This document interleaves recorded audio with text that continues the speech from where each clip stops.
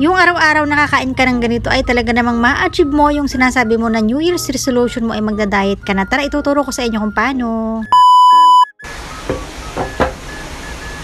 Hi guys! For today's video ay talaga namang magugustuhan mo yung ating lulutuin ngayong araw dahil hindi mo na kailangan matalasikan pa ng mantika at mainitan dahil sa pagluluto. At dahil nga puro fresh na gulay naman yung ating gagamitin ngayon, kaya naman nagbalat at naghiwa na ako dito ng carrots. At dito, gayahin nyo na lang kung paano ko hiniwa yung carrots ng pahaba. At syempre, ganun din yung ating gagawin sa pagkakahiwa sa ating cucumber. At kapag may gulay, syempre, dapat may prutas yan din nakasama para naman talagang healthy. Ayan, meron nga ako ditong isang pirasong hinog na mangga at para nga makuha ito ay gagamit ako dito ng baso. Bali, ang kakailanganin ko lang naman dito sa mangga ay yung 2 pisngi lamang. Pagkatapos, ayan, hihiwain na rin natin ito ng pahaba katulad ng pagkakahiwa na ginawa natin sa carrots at sa pipino. At syempre, dapat naman ay pare-parehas talaga yung pagkakahiwa natin para naman kapag atin ang binalot is pare-parehas yung sukat, diba? Ito na nga, ready na yung ating sangkap. Kaya naman, inuho ko na dito sa pinagtataguan ko yung aking rice paper na nabili ko lang din sa Orange App. Kasi naman kapag pumupunta ako sa grocery, ay kadalasan wala akong nakikitang rice paper, kaya naman nag-order na lang ako sa Orange App. At bago ko nga makalimutan, dinefroze ko na rin dito yung aking gagamiting crab sticks at inilagay ko ito sa mainit na tubig. Bali, bababad ko muna ito ng mga 5 minutes or 4 minutes, ganyan hanggang sa maluto yung ating crab sticks. Okay na, nakaredy na yung aking lahat na gagamiting sangkap, kaya naman mag-uumpisa na tayo mag-graft ng ating Vietnamese spring roll. Bali, ito nga pala ay pinakauna ko natikman nung nagpunta ako ng Thailand at talaga namang nagustuhan ko yung lasa. Kasi naman, bukod sa napakasarap na nito ay talaga namang napaka-healthy pa. At bukod pa nga dyan ay napakadali lang nitong gawin. At kung mapapansin nyo, diba, bago ko to binalot yung ating spring roll, so nilagay ko muna ito sa tubig. At dapat po pag nagbabalot tayo nito ay dapat po mabilis tayong kumilos kasi napakabilis po nitong lumambot kapag nalagay na natin ito sa tubig. Mabilis po, pero yung pagkakahawak po natin ay dahan-dahan lang po kasi napakabilis lang din po nitong mapunit. Lalong-lalo na po ito kapag nabasa na. So ganoon lang po yung aking gagawin po, ulit-ulit lang po. Maglalagay ng lettuce, maglalagay ng carrots, tigi-tigisa po na gulay yung ilalagay natin dito. Dapat po